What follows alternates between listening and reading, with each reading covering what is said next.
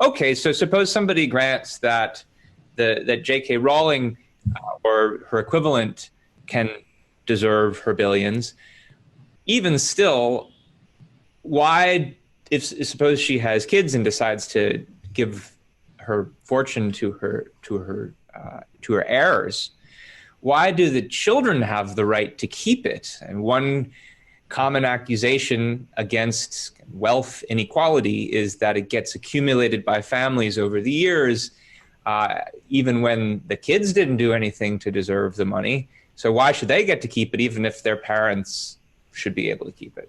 Yeah. So if you accept the idea that it's possible, to earn and therefore deserve the money that you make through voluntary exchange on a free market, and you accept the idea that we have that property rights should exist, we have a right to the property that we've earned, then you have to accept the fact that the property rights include not just the right to own something, but the rights to use and dispose and to determine what happens to your property after you die. So it's not so much. I mean, it's the heirs have the right to the money that they've acquired by inheritance, but the morality of it, the justice of it, really it comes down to the right of the person who earned the money to do with it what they want after they die.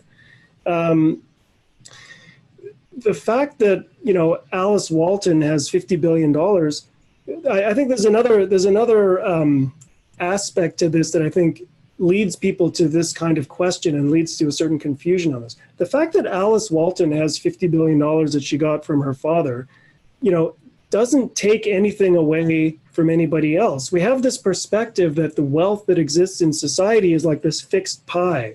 And you'll see people saying that if, the 1% have this, we're all fighting for this tiny little wedge. The fact is that it's the geniuses who make these vast fortunes, the Sam Waltons, the Steve Jobs,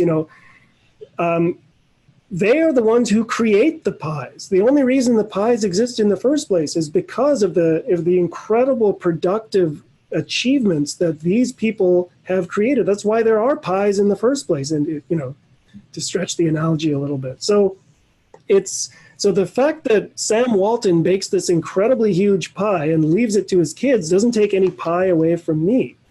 Okay. And the fact that we live in the kind of society where people are free to create such vast fortunes is the kind of society that makes it possible for everybody to flourish and for everybody to get ahead. Ayn Rand was once asked a question about inheritance in a Q&A. And the way she put it is that the number of large fortunes that are produced and transmitted to heirs is a measure of the country's freedom. So her attitude basically was, the more large fortunes and worthless heirs, the better. Like, bring it on. Let's have worthless heirs. The other thing I would say is there used to be this expression that, shirt sleeves to shirt sleeves in 3 generations, meaning, one person would start out poor and then they would make lots of money. And by the second generation, they'd make a big fortune. Then they'd leave it to some worthless heir and they would blow all the money and it would go away. So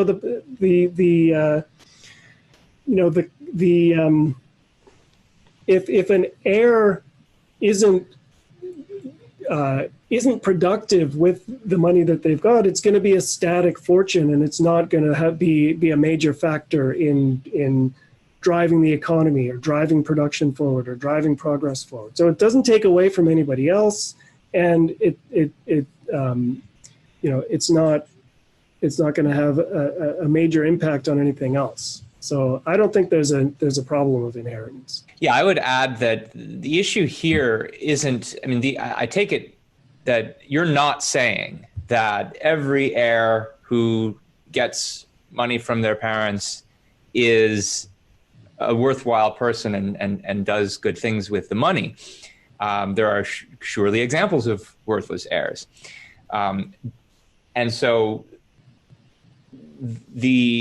as a parent, I'm sure it's a consideration. Like, does my child have the character necessary to manage this money well?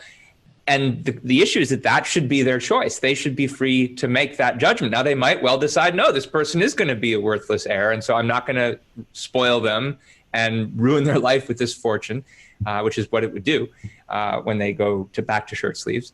But they need to be the ones who are free to do that. So the issue isn't, oh no, what happens if some worthless heir gets money?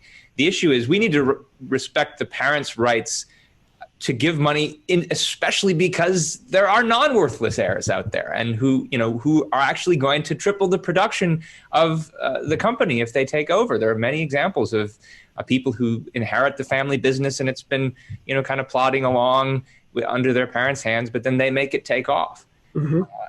And that's made possible by capital accumulation, which they might not have been able to acquire on their own in the first place. But look what they're able to do with what they've been given. The other thing that people will say is nobody needs $1 billion, right?